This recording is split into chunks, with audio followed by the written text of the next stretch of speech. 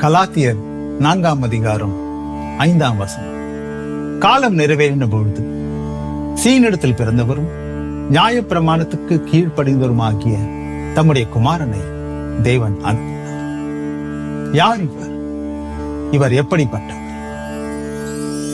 காரிருள் கரைந்து ஓடும் இறைமகன் பிறந்ததா, பாவங்கள் மறைந்து போகும் மன்னவன் உதித்ததா, ஸ்ருதிகளும் இங்கு சேரும் சுதனருள் பிறந்ததா, நிந்தைகள் இங்கு மாறும் நித்தியன் உதித்ததா, என்று வாழும் சீலனே இந்த கோலம் ஏற்பதால், என்று வாழும் சீலனே இந்த கோலம் ஏற்பதால், அந்த சந்தோஷம் மாற்றும் பகல் வேஷம் என்றும் இறைவாசம் எங்கும் மனம் வீசுமே வீசுமே.